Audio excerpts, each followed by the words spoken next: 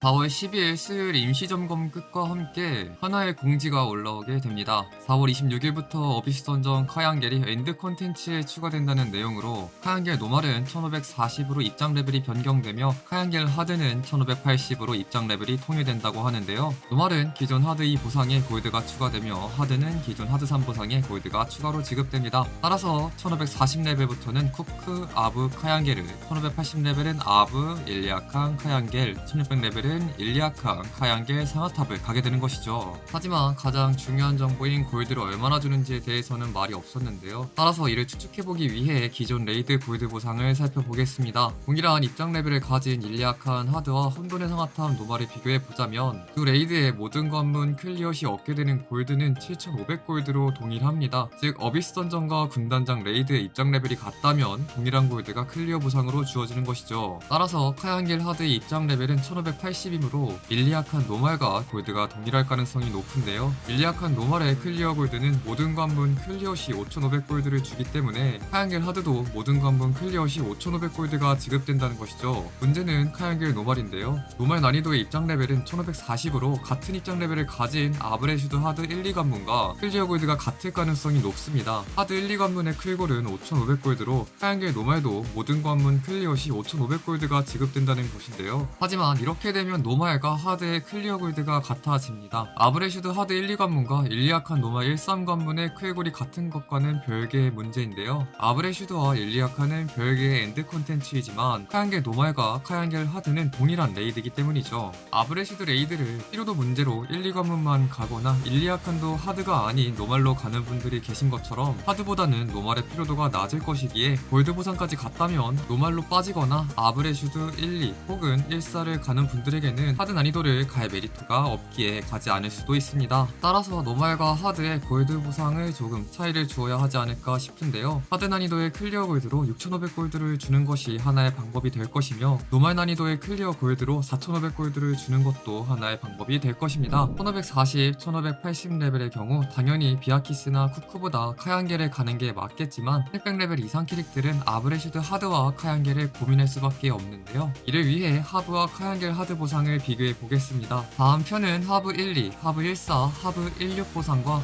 카양겔 하드 보상을 비교한 표인데요. 클리어 시간과 피로드를 생각한다면 하브 1, 2관문, 1, 4관문만 가는 것이 맞습니다. 다만 하브 1, 4와 카양겔 하드는 클리어에 비슷한 시간이 들어가기 때문에 이는 추후 공개될 하드 난이도, 클리어 골드에 따라 선택을 하시면 되는데요. 대련제로 보상만 골드로 환산하여 비교하면 카양겔 하드가 하브 1, 4보다 2500골드가량 더 높기 때문에 이를 참고하여 클리어 골드가 5000골드 이상이라면 카양겔 하드를 추천드립니다. 원래 하브 16을 다니시는 분들은 1시간 이내로 깨는 고정팟이 있다면 하브 16이 골드 수급량에서 더 우위에 있으나 동팟을 다니시는 분들은 5, 6관문 피로도가 너무 높기에 이를 감수하실 분들만 하드 16관문의 카양겔을 가시고 그렇지 않은 분들은 하브 14와 카양겔을 가시거나 하브는 스킵하고 카양겔 하드만 가는 것이 좋을 것 같네요. 마지막으로 카양겔의 골드 보상이 추가됨에 따라 골드 인플레 가능성을 한번 알아보겠습니다. 로아 유저라면 쌀값이 오르는 것에 예민할 수밖에 없죠. 따라서 골드 인플레를 방지하기 위한 방안으로 생각되는 것은 기존 군단장 레이드 골드 수급 너프인데요. 작년 로아온 윈터 이후 발탄과 비아키스의 골드가 각각 1800골드,